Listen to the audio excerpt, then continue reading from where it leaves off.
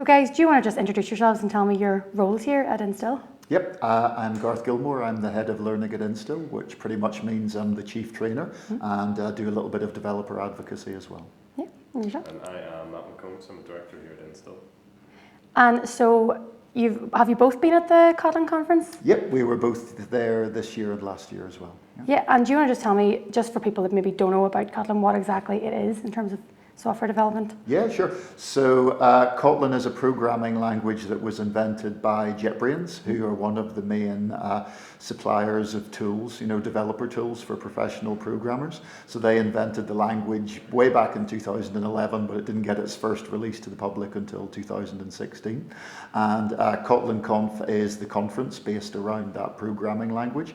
There's lots of other developer events and meetups and so on, but KotlinConf is the official conference. And it happens once every year. So last year when we were there, it was in Amsterdam. This year it was at the Bella Sky in Copenhagen, which is Europe's largest conference venue. And they had 1,700 developers attending. And how long has it actually been running for, the conference? This is its fourth year, yeah. Yeah.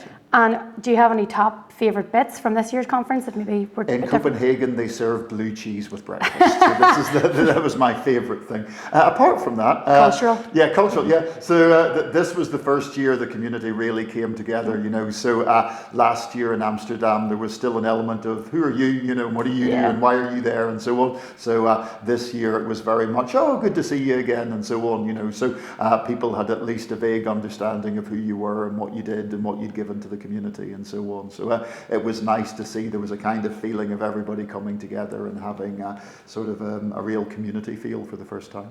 And how do you think it's changed in terms of, in the 4 years it's been running, how has it differed? Well, in the beginning, Kotlin was just one of many languages that were competing to take over from Java on the JVM. And what happened since is that, first of all, Google said, look, this is a supported development language for Android. And then they said, this is the main development language for Android. And then it grew beyond Android. So at the moment, you've got people like Pivotal endorsing it as a main language for use in server-side, Spring Boot, and so on. And then this year, they've launched Kotlin multi-platform and native, and that means that you can use the Kotlin language for developing applications on iOS, for Apple phones and tablets. You can use it for kind of desktop or environments where C and C++ would typically have been used and so on. So there's this continuous expansion and adoption with the language. And do you think then that's going to expand even more in 2020, and what do you think the future will be? Absolutely. I mean, the big news this year, as I say, was Kotlin multi-platform and native, and that really takes Kotlin off the JVM. It's no longer just an alternative to Java. It's no longer just a language that Java developers might want to move to. It's now a language that Swift developers might want to move to, and even C and C++ people, might want to move on to. So you can expect a surge of new adoption from those areas in 2020. But pretty much everybody in the Java world has already heard about it and are thinking about it if they're not already there. And in terms of your role at Instil, would you sort of train new starts and things in that, or? Yeah, well, I mean, we switched to Kotlin as our main development language almost 4 years ago now. So internally, if we're doing projects on the JVM, whether that's Android or server side or whatever, we use it there. For the conference, we launched the Days of Kotlin. Yes, so we launched the Days of Kotlin campaign. So for 12 days, at the start of December, we published a blog post about Kotlin.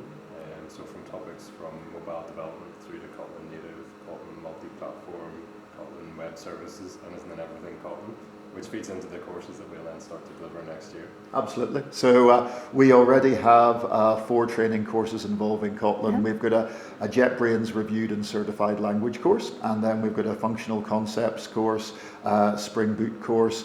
We've just launched a Kotlin native course, and we're going to be rolling out Kotlin multi-platform courses and a couple of other deliveries in 2020 as well. Yeah, I like the whole festive vibe, the 12 days of Kotlin. Oh yeah, that was good, and it gave something to people something to talk about at the stand, because there was just a big Christmas tree logo and they were coming up going, what is that? What's that all about? Have you any idea then about next year's conference or any of those details?